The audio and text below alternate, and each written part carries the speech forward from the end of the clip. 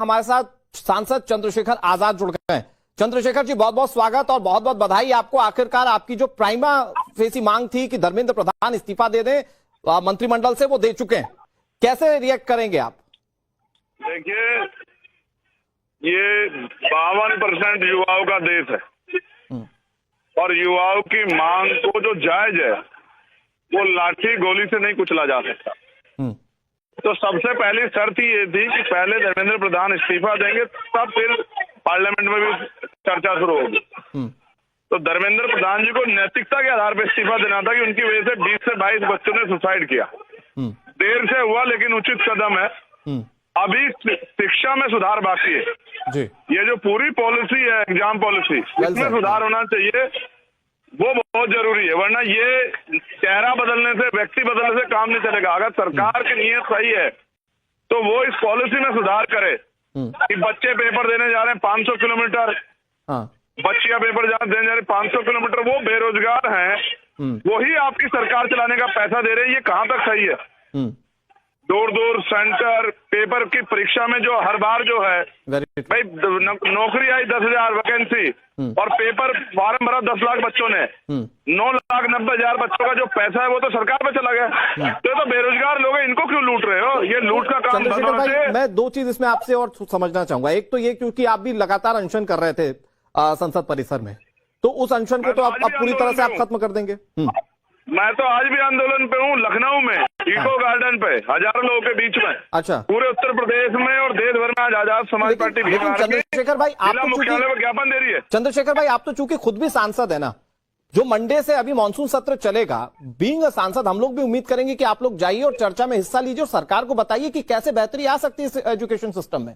अब शायद हंगामे का या प्रदर्शन का कोई औचित्य नहीं रहता जी। बिल्कुल चर्चा में भाग लेंगे, चर्चा होनी चाहिए। इस्तीफा उन्होंने दे दिया, इस्तीफा स्वीकार हो, चर्चा हो, हम चर्चा में अपनी बात रखेंगे पुरजोर तरीके से। मैं तो वो हूँ जो 3 दिन बैठा रहा बारिश में। वेरी ट्रू, हमने देखी वो तस्वीर। तो ये बदलाव, क्योंकि इस्तीफा मुझे भी लगता है चंद्रशेखर भाई ना आप लोगों का मुख्य मोटिव था ना किसी और का। मुझे लगता है इस पूरे आंदोलन का मुख्य मोटिव था कैसे एजुकेशन सिस्टम बदला जाए। बीइंग अ सांसद, क्या आप लोगों के पास उस तरह का कोई रोड मैप है जो सरकार के सामने आप बताएं कि कैसे पूरा सिस्टम बदलेगा? पूरा प्रस्ताव चर्चा होगी, सरकार के सामने रखेंगे और सरकार से आग्रह करेंगे उसको माने, उसको लागू करें।